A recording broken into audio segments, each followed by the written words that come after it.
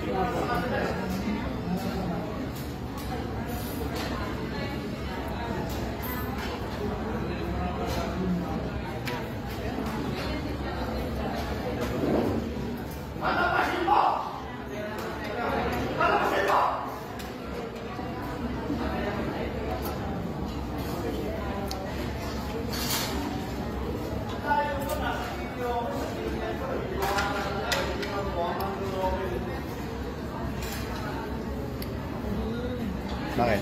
Ginamit niya yung senior citizen. Bawa, sa mother, kakain tayo. Nasa video pa sa mother. Ngayon, ginamit niya yung senior citizen. Ayaw i-authorize. O, kailangan, andito yung tao. Siyempre, pwede sabihin mo na ginamit mo na, napulot mo lang, di ba?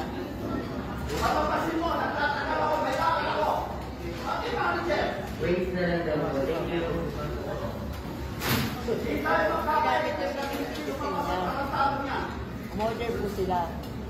Gamit ko yung, ano yung senior. Eh, nasa video na. Ayun, sabi ko na counter. Kasi ang tao, yung gumamit dapat po, yung kapag kayo po gagamitin, dapat andyan kayo. Policy yun eh. Kaya nagalit siya. Sabi yun, nasa dulo pa ako ng video, papupuntahin mo ko dito. Yung kaya yung kinagalit. Unless dapat, pero siyang ano, authorization Pirma. na pinapagamit ko.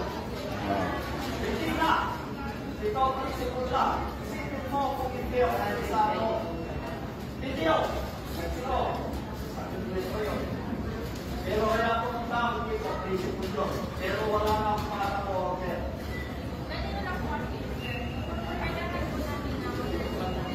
Yung authoritative.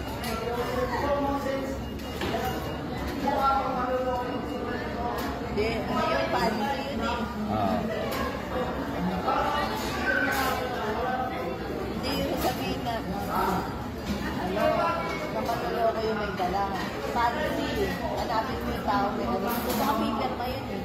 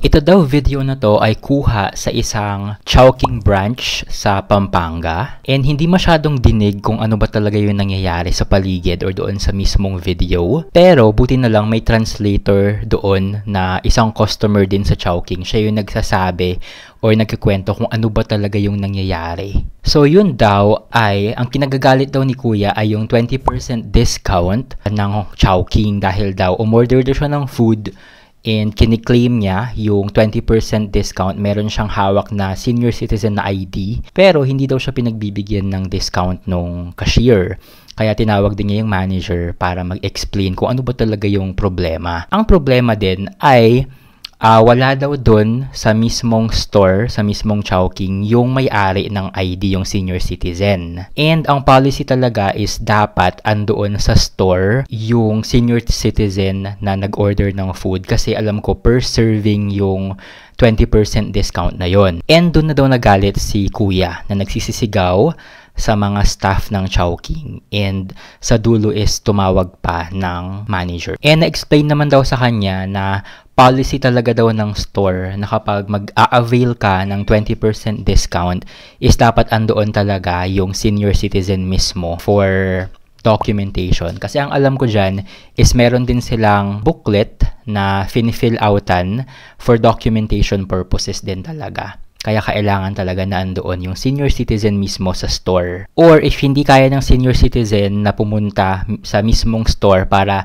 i-avail yung 20% discount, is pwede siyang magsulat ng authorization letter na pwedeng ibigay doon kay kuya na ipipresent niya sa cashier para ma-apply yung 20% discount. Meron kasing mga cases na na-abuse yung 20% discount sa mga senior citizen. May mga nangyayari na napulot lang yung ID or hindi sa kanila yung ID pero nag-a-avail sila ng senior citizen discount using the ID alone. And yung iba nakakalusot, pero syempre para iwas lugi, kailangan talagang mag-comply sa policy ng mga stores. Ang opinion ko dito sa video na to ay dapat talaga ay hindi inuuna ang galit. Kapag mga ganitong pangyayari, piliin na intindihin muna kung ano ba talaga yung nangyayari bago magtatalak ng ganun.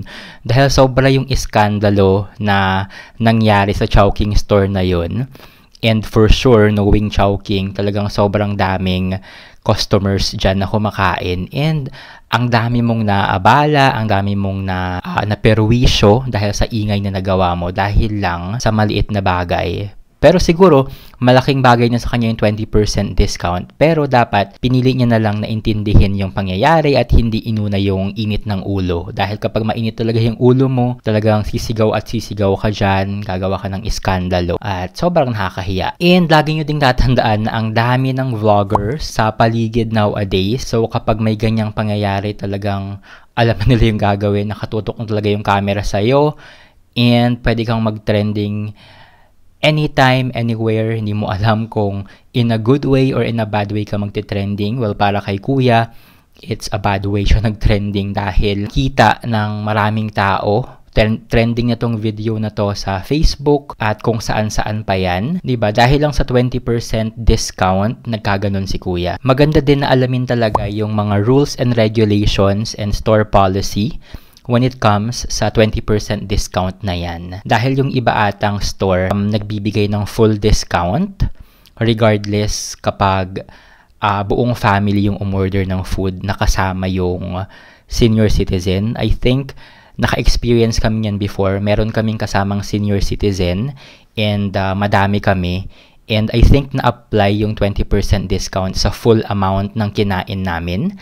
I'm not sure pero depende ata yun sa store policy. And before din, meron din ng trending naman yung sa cake naman, sa Contis. Bumili siya ng cake and hindi na-apply yung 20% discount sa buong cake dahil per slice daw yung 20% discount na yun. Kung ano lang yung kakainin ng matanda or ng senior citizen, yun lang yung pwedeng applyan ng 20% discount ng ID. And nag-viral din to sa Twitter. Ayun, depende din talaga sa store. I think may mga stores talaga na nagbibigay ng 20% discount sa full amount ng order, hindi siya per slice. And again, depende talaga yun sa rules and regulations or policy ng stores na bibilihan nyo. So, kayo ba? Ano bang opinion nyo dito sa trending na video nito sa Chowking, Pampanga? Magagalit din ba kayo ng ganun sa pagkagalit kuya sa video? Or pipiliin yung maging chill lang para hindi gumawa ng iskandalo para sa 20% discount? Comment down below. And kung nagustuhan niyo itong ganitong topic, make sure naka-follow na kayo, naka-subscribe na kayo sa channel ko